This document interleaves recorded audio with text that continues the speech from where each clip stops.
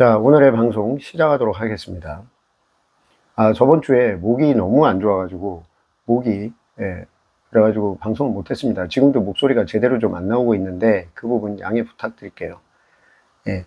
일단 오늘의 얘기는, 뭐 항상 하는 말이고, 똑같이 하는 말이라 좀 그렇긴 하지만, 우파의 탈을 쓴 친일들에게 하는 얘기일 것 같아요. 우파의 탈을 쓴 친일들에게 다시 한번 날리는 경고입니다. 중국을 견제하기 위해서 지금 한미일이 손을 잡고 협력을 해야 되는 거 저도 충분히 인정하고 있습니다. 필요한 부분이고요. 북한에 대해서도 그렇고. 그리고 중국이 싫어하는 짓은 반드시 해야 되죠. 제1의 적을 잡기 위해서 제2의 적과 손을 잡을 수 있다. 2차 대전 때 히틀러를 없애기 위해서 스탈린과 손을 잡을 수 있다던 처칠의 말이 생각이 나는데 필요하면 해야죠. 악마와도 계약을 맺겠다. 필요하면 해야 됩니다. 그러나 딱 거기까지입니다.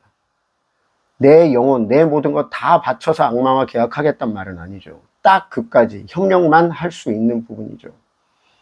우리는 반드시 과거에 대한 부분을 버리면서까지 이렇게 해서는 안 되는 겁니다.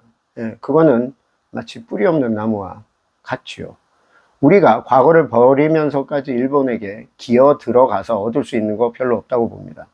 오히려 그들이 우리의 과거를 지워줌으로써 우리 스스로가 얻는 게 더 많을 수가 있죠.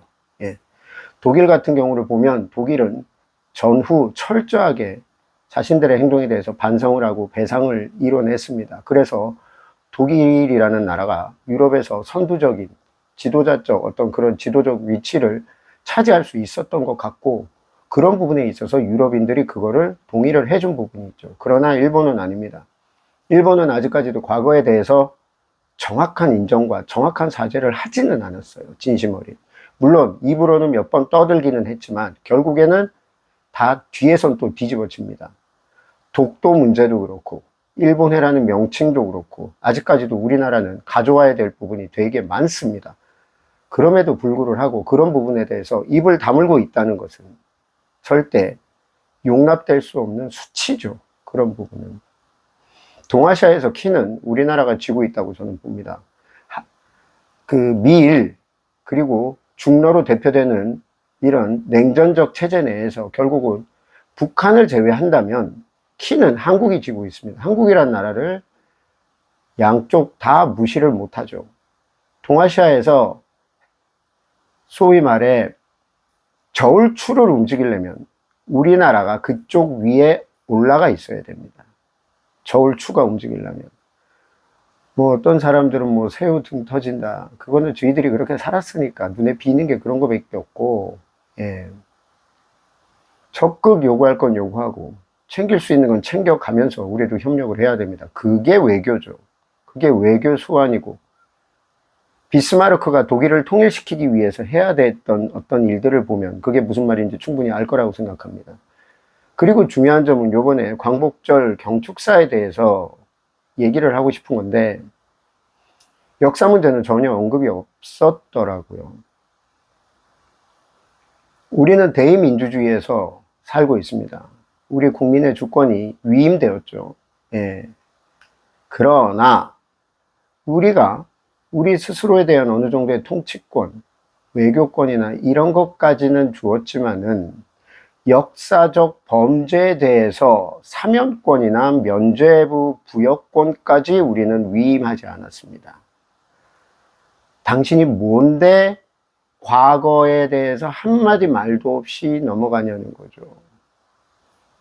검사 정도 나왔으면, 죄를 지었으면 그 죄에 합당한 벌을 받아야 된다는 것 정도는 알 텐데,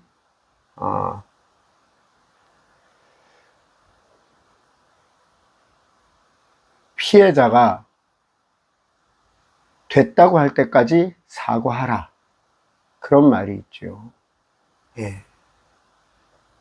만약에 그게 그렇지 않다면 그럼 죄 지은 자들도 뭐 미래를 봐서 뭐 사과, 뭐 그냥 이빨은 사과 몇 마디면은 국민 화합을 위해서 그리고 미래를 위해서 다 풀어줘야죠. 왜 가둬놓습니까?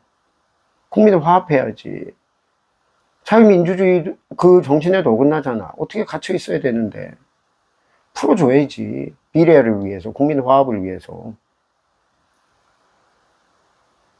광복절은 미래를 위한 것뿐만 아니라 과거를 잊지 말자는 의미가 있기 때문에 우리가 광복절이라고 부르는 걸로 전합니다. 그렇다면 당신은 광복절의 의미를 전혀 모르고 있다는 얘기가 되네요. 네. 오늘 방송은 여기까지입니다.